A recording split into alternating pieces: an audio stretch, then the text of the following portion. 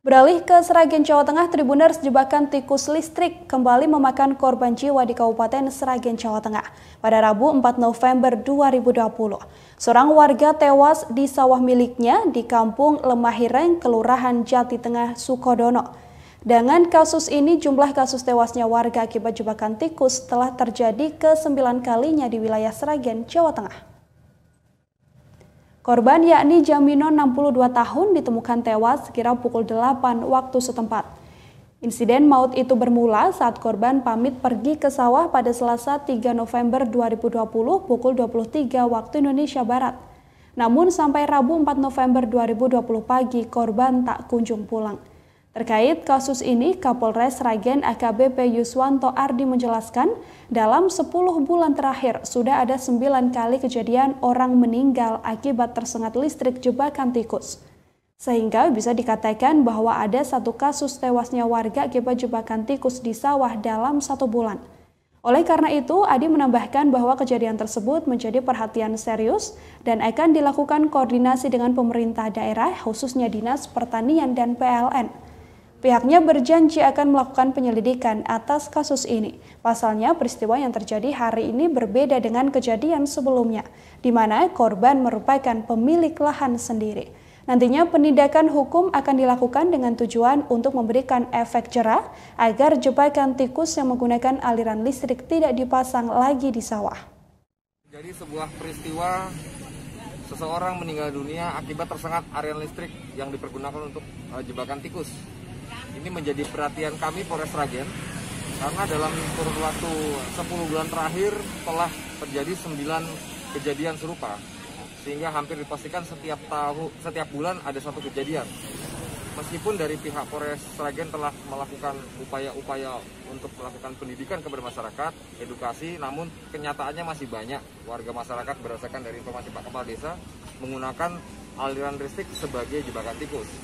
Oleh karena itu, tadi kami sudah berdiskusi dengan Pak Kepala Desa dan kita juga akan mempertimbangkan kearifan lokal dan situasi kondisivitas sosiologis masyarakat. Tapi yang jelas ini akan kita sikapi secara serius. Saya akan berkoordinasi dengan pemerintah daerah, khususnya Dinas Pertanian, termasuk juga dari PLN, Perusahaan Listrik Negara. Apakah di sini ada terjadi penyimpangan yang dilakukan oleh masyarakat yang menggunakan aliran listrik sebagai jebakan tikus? Ini juga harus kita luruskan dan bisa dijadikan sebagai formula untuk mencegah kejadian serupa di kemudian hari. Demikian.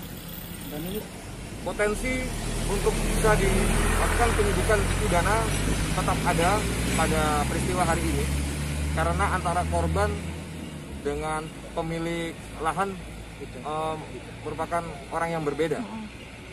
Ini merupakan kejadian yang berbeda dengan kejadian 2 hari yang lalu, yang mana korban merupakan pemilik lahan sendiri. Namun demikian, kembali lagi nanti akan kita diskusikan dengan Pak Kepala Desa dan Kapolsek. Yang jelas tahapan penyidikan tahap awal tetap kita laksanakan, yang akan dilaksanakan oleh Polsek Sukodono. Upayakan secara maksimal proses-proses penjeraan ini. Memang tujuan penegakan hukum adalah untuk menimbulkan efek jera. Namun demikian, ketika ada upaya-upaya lain bisa dijadikan sebuah formula untuk melakukan pemberian efek jera, kita akan cari. Yang jelas proses penyidikan tahap awal tetap dilakukan oleh Polsek Sukodono Polres Sragen. Atau mungkin dilibatkan atau minimal untuk mengantisipasi SOP dalam melakukan kegiatan di persawahan seperti menggunakan boots, karet, itu juga perlu dihimbau. Nanti Pak Kades bisa menyampaikan karena dari semua korban hasil visum yang juga pagi hari ini akan kita lakukan itu 100% luka ada pada kaki, baik itu kaki bagian pergelangan maupun sampai betis ke atas. Artinya apa? Kalau itu menggunakan boot karet, kalaupun ada strum mungkin sudah bisa diantisipasi. Namun demikian lebih baik tidak digunakan aliran listrik tersebut. Terima kasih sudah nonton.